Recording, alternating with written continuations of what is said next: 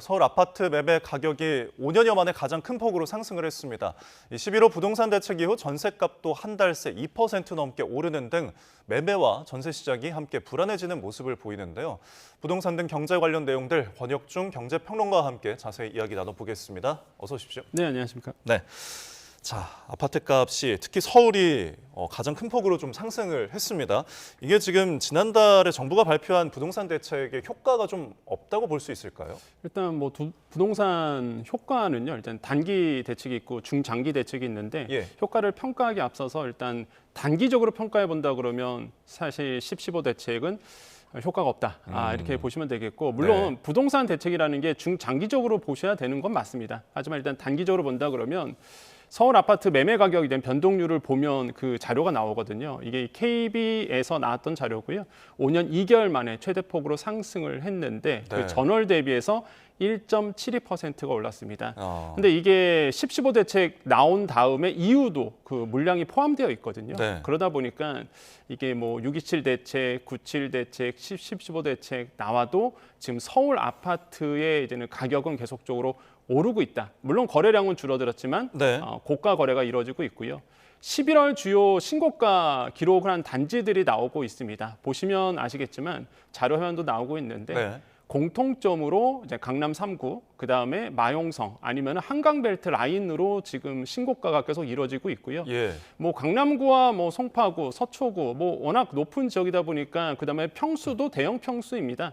그런데 일단 성수동에 있는 성수 이제 동아그린 아파트 같은 경우가 58제곱미터가 13억 원에 거래가 되면서 신고가 거래를 했거든요. 그러니까 기대 심리가 더더욱 높아질 수밖에 없고 지금의 이제 부동산 커뮤니티 사이트에 가보면 여기에 사시는 분들이 그런 말씀하세요. 야, 신고가 기록했대. 그러면 이제는 그보다 더 높은 가격에 또 매물을 바꾸게 됩니다. 계속적으로 아마 거래량은 줄어들었어도 거래 가격은 계속적으로 오르는 분위기로 지금 연출이 되고 있습니다. 일단은 뭐 대형 매물, 소형 매물 할 거 없이 조금 오르는 모습을 보였는데 지금 단기적인 분석이지만 장기적으로 앞으로 이제 서울의 집값이 상승할 그 가능성 좀 어떻게 보십니까? 일단 시장에서는 지금 매수 심리가 여전히 높다 보니까 아무래도 이제는 이대로 계속 뭐 특별한 대책 없이 계속적으로 간다 그러면 계속적으로 가격은 높아질 수밖에 없다. 이렇게 이제는 시장에서는 전망을 하고 있고요. 특히 이제는 뭐 규제가 나왔습니다. 그럼에도 불구하고 전세 가격이 다시 한번 오르면서 이거를 매매 가격까지 지금 떠받치고 있는 분위기거든요. 거래량을 보겠습니다. 서울의 아파트의 한 달 거래량인데 뭐 송파, 강남, 서초 이렇게 나오는데 이 거래량이 사실 강남 상구는 줄지가 않습니다. 왜 그러냐면 예전부터 토호제로 묶였던 지역이기도 하고요. 그러다 보니까 뭐 15 대책 나왔다고 해서 이게 영향을 받아서 거래량이 줄어들었다라고 보기엔 좀 어렵고요. 진짜 강남구에 231건 정도가 거래가 됐는데 이거 연초에 대비해서 본다고 하면 더 많이 거래가 된 거예요, 사실.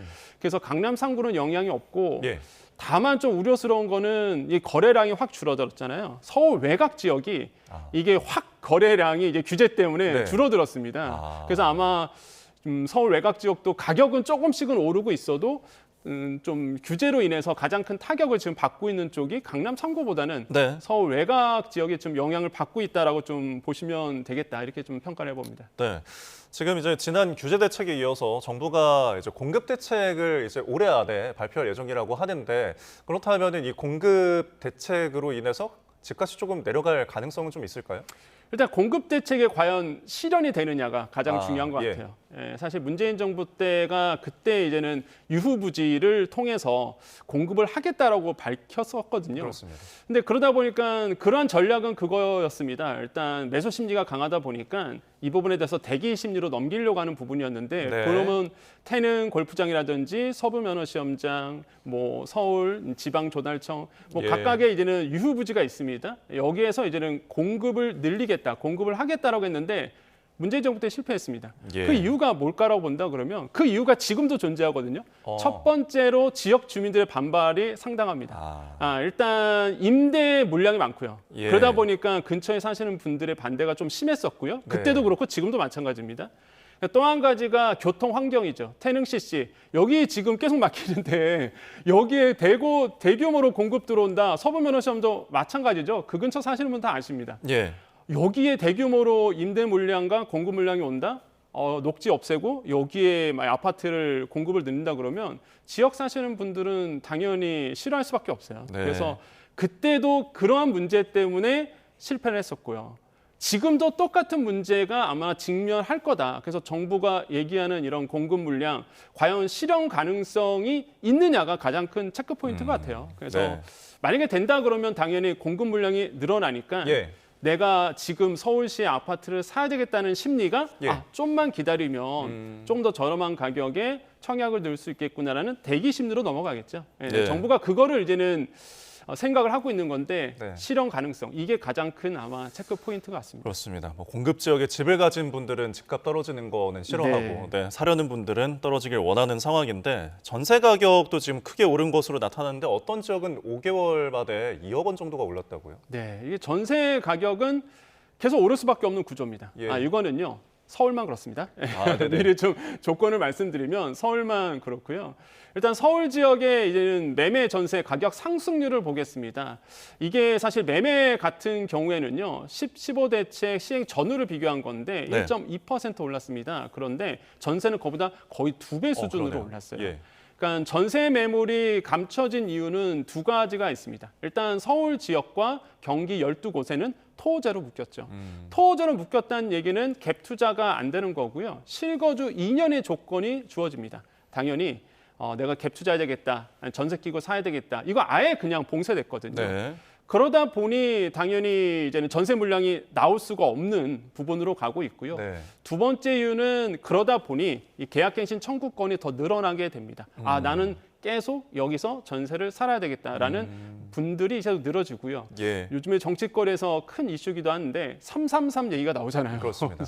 사실 이게 현실화될지는 모르겠지만 그러다 보니까 전세는 더더욱 힘들어진다.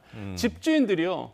이런 정책이 자꾸 나올 것 같으니까 아예 좀 여유가 있으신 집주인분들은 임대인분들은 이참에 그냥 월세로 가자. 이런 분들이 많아졌거든요. 예. 그래서 오히려 전세는 더더욱 줄 수밖에 없는 상황으로 가고요. 지금의 상황으로 본다 그러면 제가 봤을 때는 점점 전세 시장은 이제 자취를 감출 거다. 또한 그렇게 가는 것도 어느 한편에서 보면은 좀 좋은 현상일 수도 있다. 저는 그렇게 생각을 해봅니다. 네, 지금 월세 비중도 뭐 많이 올라서 65% 정도가 된다고 하는데 지금 매매 가격 오르고 전세 가격 오르고 그럼 월세도 좀 오를 가능성이 있는 건가요? 네, 월세는 당연히 또 오를 수밖에 없습니다. 예. 왜냐하면 전세가 이제 없잖아요. 근데 대부분의 이제는 월세 시장으로 넘어가고 있습니다. 네. 그럼 집주인들 입장에서는 사실 이제 다 월세로 내놓다 보면은 어쩔 수 없이 임차인들 같은 경우에는 월세를 살 수밖에 없겠죠. 네. 그럼 수요가 또 많아집니다. 그럼 또 집주인들은 수요가 많다 보니까 가격을 높이게 되거든요. 예. 평균 월세 가격 추이를 봤더니 2020년도 같은 경우에는 이제 112만 원 정도였다가요. 지금 올해 들어와서는 145만 원 정도 됐습니다. 그러니까 이제 월세 사시는 분들은 점점 더 사실상 좀 힘들어질 수밖에 없고 요거는 네. 평균 월세 가격입니다. 여러분 주요 도심지 그다음에 한강 벨트의 그 월세는요 400이 넘어갑니다. 네. 현실적으로 보면 그래서 300, 400 이러거든요. 물론 예. 보증금 따라 다르겠지만 그러니까 그 정도로 봤을 때 굉장히 이제 월세 시장은 점점 더 가격이 높아지는 추세로 갈 수밖에 없고 좀 안타까운 거는 이제 직장생활 사회 초년생 분들 같은 경우에는 네. 월세가 높아지다 보면은 가처분 소득, 그러니까 내가 벌써 처분 가는 소득이 좀 낮아질 수밖에 없어요. 그러면 내가 월세 내고 세금 내고 그럼 쓸 돈이 없어지거든요. 네. 그러면 당연히 수요, 그러니까 그 소비를 안 하게 됩니다. 네. 그러니까 소비 안 하면 또 내수 막히죠. 내수 막히니까 또 이게 악순환이 돼요. 그래서 그렇습니다. 이게 사실 저도 좀 걱정스러운 부분이 있다. 월세 시장이 네. 이렇게 높아지는 거. 근데 이제 추세가 지금 월세 시장에 대한 니즈가 많다 보니까 예. 어쩔 수 없이 지금 서민들의 이제 주머니 사정이 좀 더 얇아질 수밖에 없는 그런 상황으로 가지 않을까 보고 있습니다. 네. 그러니까 이게 전월세 시장에 지금 가격 상승이 높다 보니까 결국은 그래도 무리해서라도 대출을 받아서라도 좀 집을 사자라는 움직임도 있는 것 같더라고요. 네. 지금 서울 솔림이 주택담보대출이 계속 이어지고 있는 것 같은데요. 네.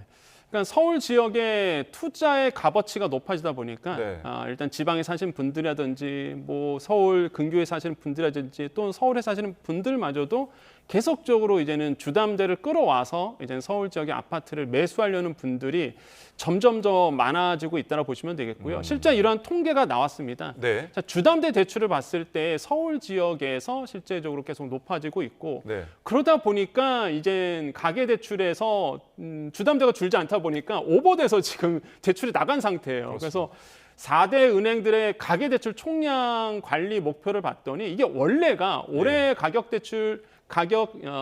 대출에 대한 이 총량이 한 5조 9천억 정도 됐었다가 예. 현재 지금 딱 뜯어 보니까 거의 7조 8천억 원이 넘어가거든요. 초과됐습니다. 거의 예. 30% 이상. 그러면 은행들은 이제 더 이상 가계 대출 못 해줍니다. 예. 왜냐하면 정부가 정한 총량 규제에서 오버됐기 때문에 제가 봤을 땐 갈아타기 대출도 이제 안 될 거예요. 그럼 11월과 12월에는 대출 그냥 급감입니다. 예. 그래서 막히기 때문에 아마 올해 뭔가 이동을 하거나 주담대를 받아야겠다 하시는 분들은 내년 초로 아마 밀어놓는 것이 낫다. 왜? 항상 부동산 시장은요. 일단 나의 대출 한도를 확인하고 움직여야 되거든요. 예. 지금 대출 안 나오는 시장으로 됐고 총량이 넘어섰기 때문에 네. 아마 제가 봤을 땐 신용대출도 마찬가지고 주담대는 특히 대출이 안 나올 가능성은 굉장히 높다. 이런 네. 것들은 좀 체크를 하셔야 되겠습니다. 예, 대출하면은 저희가 또 금리 얘기 안 할 수가 없는데 지금 기준금리가 이번 주에 또 한국은행 금통이 열려서 결정될 것으로 보입니다. 계속 동결하고 있는 상황인데 네. 지금 집값이나 이런 환율, 대출 같은 것들을 좀 고려할 때 뭐 이 금통위가 어떤 결정을 내릴지 좀 어떻게 바라보십니까? 동결이죠. 아, 예, 예. 뭐 답은 저는 나와 있다고 생각해 봅니다. 정말로 갑자기 우리 경제가 그 짧은 사이에 27일 날 금통위가 열리거든요. 예. 갑자기 뭐 무너지지 않는 이상은 일단 금리 인하는 힘들다라고 저는 생각을 해보겠고 그래서 이제 동결되는 이유는 딱 두 가지라고 생각을 해봅니다. 네. 첫 번째 환율이죠. 예. 환율이 지금 높은 상태에서 금리를 인하한다. 뭐 이거는 지금 불타고 있는 마당에 기름 붓는 격이 되거든요. 예. 그러다 보니까 환율 때문에라도 아마 금리 인하는 좀 힘들 거라고 좀 보고 있고요. 지금 환율 추이를 본다 그러면 6월 30일 이후부터 계속 오르는 추세가 나오고 있고요. 원화 예. 가치가 계속적으로 떨어지고 있습니다. 이런 상황에서 원화 가치 더 떨어뜨릴 필요는 없는 거죠. 그래서 금리 인하는 우리나라에서 좀 힘들다. 지금 상황으로 본다 그러면 두 번째로는 우리가 계속 얘기하고 있는 부동산 시장 때문에 그렇습니다. 이창용 한은 총재가 한 얘기가 있어요. 네. 일단 금리의 결정은 역시나 데이터를 보고 판단할 수밖에 없는데 현재의 데이터는 환율과 부동산 시장이거든요. 예. 부동산 시장에 이렇게 계속적으로 매수 심리가 죽지 않고 있는 상황에서 통화량을 늘려서 이 통화량이 결국에는 부동산 시장으로 흐르게 되거든요. 예. 뭐 많은 분들이 주식 많이 하시잖아요. 그럼 주식에서 이윤을 받은 다음에 다들 어디로 이동할까요? 대부분의 마지막은 부동산으로 가십니다. 네. 그러다 보니까 통화량을 여기서 더 늘릴 필요는 없다라고 아마 생각을 할 것 같고요. 네. 그래서 시중에 도는 유동성을 아마 감안하더라도 제가 봤을 때는 동결이 맞지 않을까 이렇게 내다보고 있습니다. 네. 그리고 미국에서 기준금리 12월에 좀 인하하는 것에 대한 기대감이 있는데 네. 그 부분은 좀 우리가 영향을 받지는 않을까요? 그러니까 이런 거죠. 이제 주식 투자하신 분들한테는 기대감이 있을 수밖에 없습니다. 네. 제발 인하 좀 해달라라는 목소리겠지만 연준도 지금 사실 분위기가 지금 뉴욕 시장이나 우리 시장을 크게 흔드는 이유는요. 사실 엔비디아 실적 나온 다음에 기술주 크게 올랐잖아요. 예. 그런데 갑자기 또 그 다음 날은 폭락을 했습니다. 그렇습니다. 그러한 이유는 기준금리의 인하에 대한 시그널이 확 죽었기 때문에 그렇거든요. 물론 지금 투자하신 분들은 인하될 수도 있겠다라는 기대를 걸고 있지만 지금의 시장 환경은 미국도 마찬가지로 동결로 가는 게 지금 분위기라고 좀 생각을 해보겠고 예. 동결에 대한 확률이 시간이 갈수록 좀 많아지고 있는 추세가 맞긴 맞거든요. 예. 그래서 아마 미국 시장도 제가 봤을 때는 동결로 갈 것이다 이렇게 예상을 해보겠습니다. 네, 지금 워낙 실질 가치가 금융위기 그 위기 이후에 최저가라고 하는데 네. 최저치를 기록했는데 우리 외환 시장은 좀 괜찮다고 보십니까? 아니죠. 아, 예. 예, 우리 외환시장 결코 제가 봤을 때는 좀 위험한 상황이지 않을까 저는 그렇게 보고 있고요. 네네. 그러니까 원화 가치가 계속 떨어지고 있습니다. 지금 달러 인덱스가 보니까 이제 100 넘어섰거든요. 예. 달러의 강세는 이뤄지다 보니까 당연히 원화의 가치는 계속 떨어지면서 환율이 오르고 있고 원화의 실질시로 환율 추이를 나오고 있는데 이걸 예. 100을 기준으로 봤을 때 89입니다. 무슨 뜻이냐? 실제 이제는 실효 환율은 개념은 그렇습니다. 이제 물가 상승분을 제외하는 거거든요. 예. 그러니까 물가를 제외하고 이제는 그 나라에 대한 실제적인 환율을 실제적으로 보여주는 건데 이게 지금 89라는 얘기는요. 우리의 가치가 계속적으로 이제 계속 떨어지고 있다는 거예요. 그래서 네. 이 원화의 가치가 왜 떨어지냐에 대한 문제, 이 부분을 우리가 계속적으로 고민할 수밖에 없는데 뭐 많은 분들이 얘기를 합니다. 어떤 거냐면 우리가 해외에 투자하는 비중이 굉장히 많다라는 거죠. 네. 과거에 비해서 많은 분들이 뉴욕 시장, 미국 시장, 대부분이 미국 시장인데 미국 시장에 금융 투자를 많이 하고 있습니다. 네. 그 금액이 우리나라의 경상수지 흑자를 상쇄시킬 만큼의 막대한 양이 지금 미국에 있거든요. 네. 그러니까 이런 부분 때문에 계속적으로 달러에 대한 외국으로 빠져나가다 보니 당연히 원화의 가치가 떨어질 수밖에 없다라는 것이 네. 이제 정부의 이제 판단이고요. 이런 점들이 해결되지 않는 이상은 제가 봤을 때는 계속적으로 원화 가치는 떨어질 수밖에 없고 이외에 뭐 많은 네. 얘기는 있습니다. 뭐 엔화 가치 하락 때문에 원화 가치도 같이 떨어진다. 우리나라의 경상수지는 좋지만은 실제 금융 투자가 많아졌기 때문이다. 또한 달러에 대한 단기 유동성이 줄어들기 때문이다. 뭐 네. 여러 가지 이유가 복합적으로 오면서 당분간 원달러 환율은 저는 1,500원 선도 열어놓고 있다라고 저는 생각을 네. 해봅니다. 끝으로 이 점은 짚어야 될 것 같아요. 물가 상승, 환율 때문에 어떤 영향을 받을지 어떻게 보십니까? 서민들이 힘들죠. 왜 그러냐면 환율이 높아진다는 얘기는 우리가 나중에 뭐 옛날에는 1,300원 주고 하나를 샀다 그러면 이제는 1,400원을 주고 예를 들어서 1달러를 가져와야 됩니다. 그러면 석유값 일단 먼저 오르죠. 네. 석유값이 오르면은 일단은 석유 안 들어간 제품이 없습니다. 공산품 다 오르게 되고요. 또한 환율이 높아진다는 얘기는요. 수입 물가가 높아지게 됩니다. 수입 물가, 뭐를 많이 수입할까요? 공산품도 많이 수입하고요. 밀가루 수입 많이 합니다. 그렇게 되면 밀가루에 들어가 있는 모든 음식점 이거 다 오를 수밖에 없어요. 네. 칼국수, 김밥, 뭐 김치찌개, 냉면부터 시작해서 다 오를 수밖에 없어서 지금 뭐 외식비 8개 품목 가격 본다 그러면 작년 12월 대비해서 올해 10월 기준 네. 다들 보면은 뭐 3%대, 4%대 오른 것을 볼 수 있죠. 이런 것들이 바로 환율과 직결되기 때문이다. 그래서 지금의 고환율 상태는 예. 돈이 많으신 분들한테는 사실 고환율 상태도 또 하나의 상품이 될 수 있습니다. 돈 예. 벌 수 있는 기회가 되는데 서민분들한테는 이거는 절대로 좋지 않은 현상이고 앉아서 고스란히 그냥 나는 돈을 더 낼 수밖에 없는 상황으로 가기 때문에 예. 환율의 문제가 단순히 뭐 금융 투자의 문제뿐만 아니라 우리 서민의 일상생활에도 영향을 줄 수 있는 문제다. 그렇기 때문에 네. 환율에 대한 안정이 필요해 보인다라고 다시 한번 강조를 해드립니다. 알겠습니다. 현재 경제와 관련한 진단을 좀 들어봤습니다. 권혁준 경제평론가와 함께했습니다. 고맙습니다. 네, 감사합니다.